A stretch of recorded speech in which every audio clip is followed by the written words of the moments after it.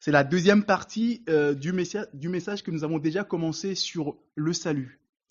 Et j'aimerais rappeler un petit peu ce que nous avons dit lors de la première partie de ce message. Nous avons évoqué la souffrance de l'homme, la souffrance morale de l'homme, parce que l'homme a besoin d'être sauvé.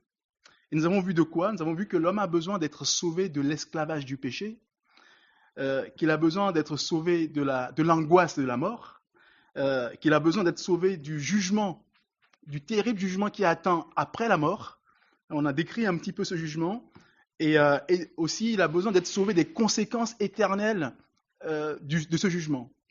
Et il est donc bon de rappeler aux gens qu'ils ont besoin d'être sauvés avant de leur dire qu'il faut qu'ils acceptent Jésus.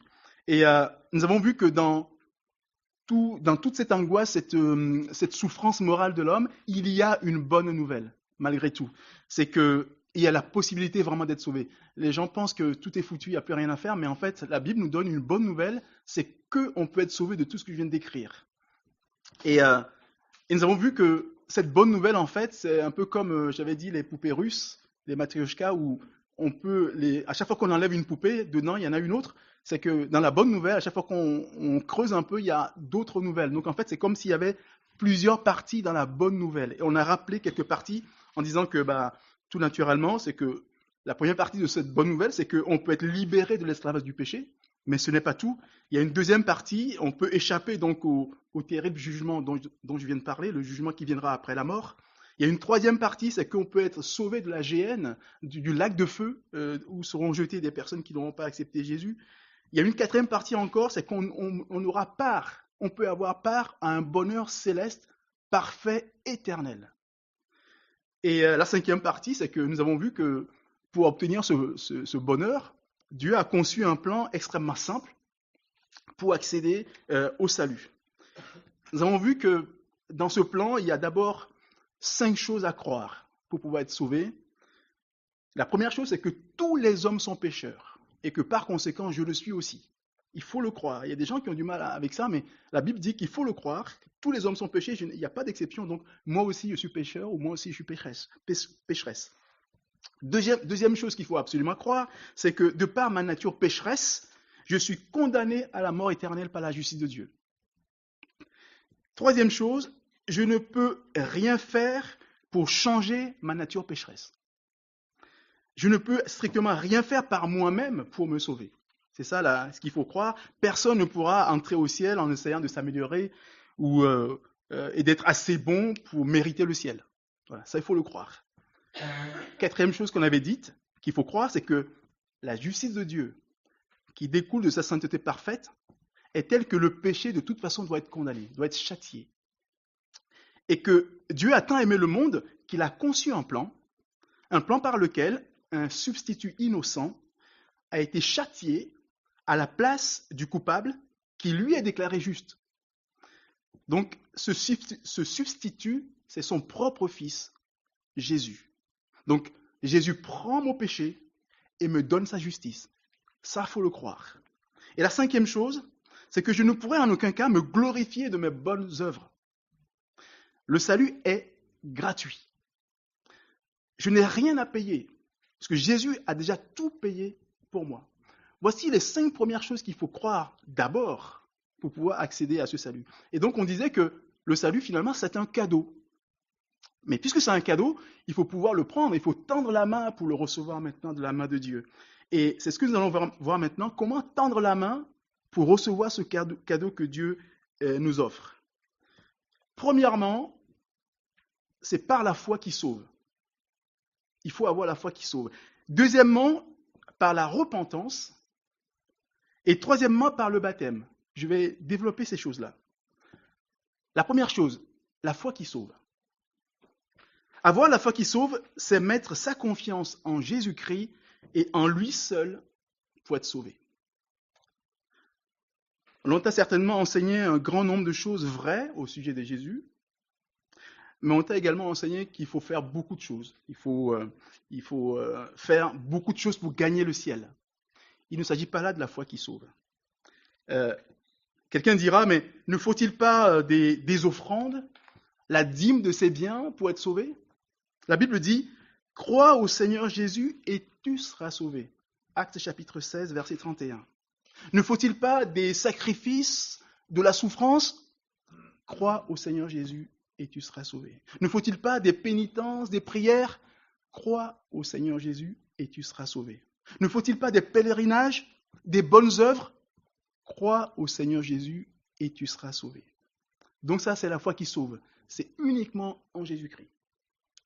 Deuxième chose, la repentance. Se repentir signifie être profondément navré de ses péchés et vouloir ne plus pécher en se soumettant entièrement à Dieu.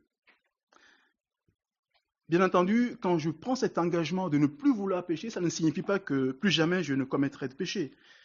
Mais si jamais tu pêches, il s'agira alors d'un accident, d'une exception, mais non plus d'une disposition profonde du cœur. C'est ça la différence.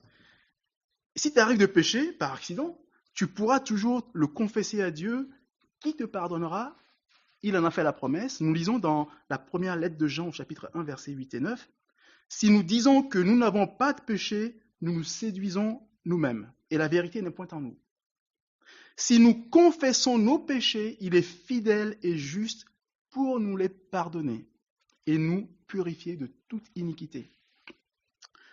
Alors tu te dis peut-être que tu as déjà essayé de te détourner de tes péchés, en vain, malgré toute ta volonté et tous tes efforts. Ou que tu as même renoncé à essayer tant cela te paraît impossible. Sache que tous les efforts pour nous améliorer sans le secours de Dieu est voué à l'échec. C'est pour cela que Jésus a dit d'ailleurs, « Sans moi, vous ne pouvez rien faire ». Jean chapitre 15, verset 5. C'est-à-dire que celui qui nous a créés peut seul nous changer. Lui seul peut le faire. C'est Dieu qui seul peut changer nos cœurs et c'est lui-même qui nous aide à respecter ses lois. C'est lui qui le fait. Il nous a fait la promesse. Il fait une promesse merveilleuse dans Ézéchiel, chapitre 36. Les versets 26 et 27 nous disent ceci, de la part de Dieu. Dieu dit, « Je vous donnerai un cœur nouveau, et je mettrai en vous un esprit nouveau. J'ôterai de votre corps le cœur de pierre, et je vous donnerai un cœur de chair. Je mettrai mon esprit en vous, et je ferai en sorte que vous suiviez mes ordonnances et que vous observiez mes lois. » Voilà, c'est Dieu qui le fait. Donc ça, il faut le croire. Et la troisième chose importante lorsqu'on tend la main pour recevoir ce cadeau, c'est le baptême. Pourquoi? Rappelez-vous, quand on a parlé de l'annonce de l'Évangile, ce message fait partie de la série de l'annonce de l'Évangile. Quand Jésus envoie ses disciples, qu'est-ce qu'il dit dans Marc chapitre 16, versets 15 et 16? Allez par tout le monde et prêchez la bonne nouvelle à toute la création. Celui qui croira et qui sera baptisé sera sauvé. Cela ne veut pas dire que c'est le baptême qui sauve. Mais il est ici question d'obéissance. Il n'y a pas de salut sans obéissance. Jésus a dit, si vous croyez, faites-vous baptiser. C'est le premier signe d'obéissance. Je crois, donc je me fais baptiser parce que le Seigneur l'a dit. Et d'ailleurs, baptiser vient du grec baptiséin, qui signifie, vous le connaissez sans doute, immerger ou plonger. Il ne s'agit pas d'une aspersion d'eau sur la tête d'un bébé qui ne s'est pas repenti, mais d'une immersion totale reçue dans la pleine conscience de son engagement suite à une véritable repentance.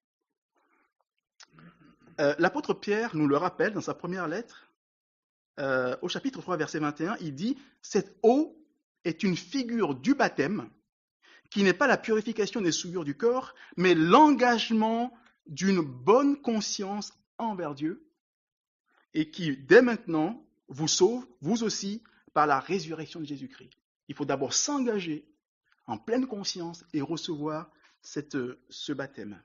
Et d'ailleurs, dès la première prédication de l'Évangile, après la naissance de l'Église, Actes chapitre 2, verset 38, le même apôtre Pierre, qu'est-ce qu'il dit aux gens? Repentez-vous et que chacun de vous soit baptisé. Automatique.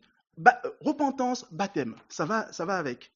Qu'est-ce qu'il dit? Repentez-vous et que chacun de vous soit baptisé au nom du Seigneur Jésus-Christ pour le pardon de vos péchés et vous recevrez le don du Saint-Esprit. On voit l'importance capitale du baptême dans l'affaire. À chaque fois qu'on prêche l'évangile, tout de suite on dit faites-vous baptiser. Alors, ce matin, j'aimerais proposer à celui qui n'a pas encore reçu Jésus à faire le pas. C'est une invitation. Je pose donc la question, veux-tu recevoir ce don de la vie éternelle en vue duquel Jésus a quitté le ciel afin de mourir sur une croix pour toi? Si ta réponse est oui, alors tu peux obtenir la vie éternelle dès maintenant, en un instant. Il te suffit de reporter sur Jésus-Christ et sur l'œuvre à la croix la confiance et l'espérance que tu plaçais jusqu'à présent en d'autres choses pour obtenir la vie éternelle.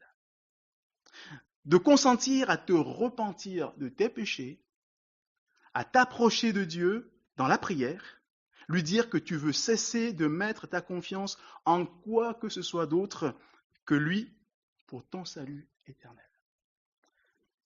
Cela paraît tellement simple qu'il est difficile de le croire. Il y a des gens qui trouvent que c'est beaucoup trop simple. On a du mal à croire que c'est vrai. Et pourtant, la Bible donne l'assurance que c'est effectivement vrai. Au fil des siècles, les hommes ont délibérément compliqué le plan du salut, ce plan qui est tout simple. La plupart des gens ne savent pas à quel point Dieu a voulu que le salut en Jésus-Christ soit d'une absolue simplicité. Beaucoup ne le savent pas. Alors, puisque c'est si simple, comment savoir qu'on est sauvé, qu'on a été visité par Dieu? Comment on peut le savoir? Comment on peut le sentir? Enfin, ce n'est pas quelque chose qui soit de l'ordre du tremblement de terre quand cela arrive. Tout se passe de façon absolument paisible. Il n'y a pas de feu d'artifice, simplement un calme merveilleux, une paix au plus profond de son être. Et nous avons un exemple dans la Bible où Dieu va visiter une personne, il s'agit du prophète Élie. Et dans le premier livre des rois, nous allons lire ceci au chapitre 19, versets 11 à 13. L'Éternel dit, il s'agit de cette rencontre entre Dieu et Élie, le prophète. L'Éternel dit, « Sors et tiens-toi dans la montagne devant l'Éternel. » Et voici l'Éternel passa. Et devant l'Éternel, il y eut un vent fort et violent qui déchirait les montagnes et brisait les rochers. L'Éternel n'était pas dans le vent. Et après le vent, ce fut un tremblement de terre. L'Éternel n'était pas dans le tremblement de terre. Et après le tremblement de terre, un feu. L'Éternel n'était pas dans le feu. Et après le feu, un murmure doux et léger. Quand Élie l'entendit, il s'enveloppa le visage de son manteau, il sortit et se tint à l'entrée de la caverne.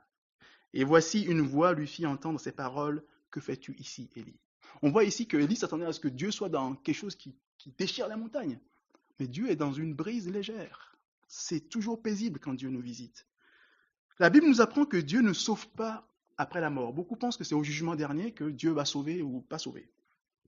Mais la Bible nous apprend qu'il sauve dans cette vie, dès maintenant. Et celui qui est sauvé le sait. Dans son amour, Dieu ne veut pas que ses enfants demeurent dans le doute et l'angoisse au sujet de leur salut éternel. Il veut que l'on sache que l'on est sauvé.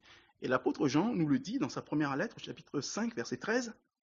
Donc il écrit aux chrétiens pour les rassurer, « Je vous ai écrit ces choses afin que vous sachiez que vous avez la vie éternelle, vous qui croyez au nom du Fils de Dieu. » Et l'apôtre Paul, pareil, en écrivant aux Corinthiens dans sa deuxième lettre, va répéter la même chose, chapitre 5, verset 1. « Et nous savons, en effet, que si cette tente où nous habitons sur la terre est détruite, nous avons dans le ciel un édifice qui est l'ouvrage de Dieu, une demeure éternelle qui n'a pas été faite de main d'homme. » La Bible nous apprend qu'on a la vie éternelle, on ne l'aura pas, on l'a déjà et on le sait déjà quand on l'a. Celui qui est sauvé, justement parce que la Bible dit que cette personne devient une nouvelle créature. Et quand on devient une nouvelle créature, on le sait. On le sent qu'on n'est plus la même chose. Et c'est toujours Paul, un peu plus loin dans ce que nous venons de lire, au verset 17, il dit, « Si quelqu'un est en Christ, il est une nouvelle créature. Les choses anciennes sont passées, voici toutes choses sont devenues nouvelles. » Donc si je suis devenu une nouvelle créature, je le sais. Je le sens. Et en plus, celui qui est sauvé entend l'Esprit de Dieu lui témoignait en permanence qu'il est devenu enfant de Dieu et qu'il est devenu héritier du royaume de son Père. Et c'est ce que nous dit l'apôtre Paul dans sa lettre aux Romains chapitre 8, versets 16 et 17. L'Esprit lui-même rend témoignage à notre esprit que nous sommes enfants de Dieu. Et si nous sommes enfants, nous sommes aussi héritiers. Donc celui qui est sauvé, il le sait. Alors ma question c'est, veux-tu devenir enfant de Dieu et héritier du royaume de ton Père, le royaume du Seigneur de l'univers? Alors, voici l'invitation. Je t'invite à mettre ta foi en Jésus-Christ et en lui seul, à te repentir de tes péchés, à t'approcher de Dieu dans la prière. Et j'aimerais qu'on prie ensemble, que je vais proposer juste une prière pour cette invitation à accepter Jésus dans sa vie, à donner sa vie à Jésus. Vraiment une prière simple et que l'on peut reprendre dans son cœur avec moi si on veut accepter ce cadeau merveilleux que Dieu nous fait. Seigneur Jésus, je désire que tu deviennes le maître de ma vie, dès maintenant. Je suis un pécheur, je suis une pécheresse. Jusqu'à présent, je me suis confié en moi-même, dans mes propres bonnes actions et en d'autres choses. Mais désormais, je mets ma confiance en toi seul. Je désire que tu deviennes mon sauveur personnel. Je crois que tu es mort pour moi. Je te reçois comme Seigneur et Maître de ma vie. Accorde-moi ton secours pour que je me détourne de mes péchés et te suive. Je te remercie de m'avoir fait le don gratuit de la vie éternelle alors que j'en étais indigne. Amen. Alors, il y a la question qu'on peut se poser aussi, mais comment être sûr vraiment qu'on est sauvé? Après cette prière, après s'être repenti après cette prière, ce qu'il y a, c'est que si ta foi en Jésus-Christ, ta repentance et ta prière sont sincères, alors tu as la vie éternelle. Il n'y a pas de doute. Et après, qu'est-ce qu'on fait? Juste quelques conseils pour terminer. J'ai reçu Jésus dans ma vie, je sais que je suis sauvé, qu'est-ce que je fais? Juste quelques petits conseils. Demande dès maintenant le baptême. Quand je parle de baptême, c'est l'immersion. Lis la Bible chaque jour et demande toujours à Dieu de t'enseigner pendant tes lectures. Mets en pratique ce que tu apprends dans la Bible et prie chaque jour le Seigneur et prends l'habitude de passer du temps avec lui. Que Dieu te bénisse, que Dieu vous bénisse tous. Amen. Amen.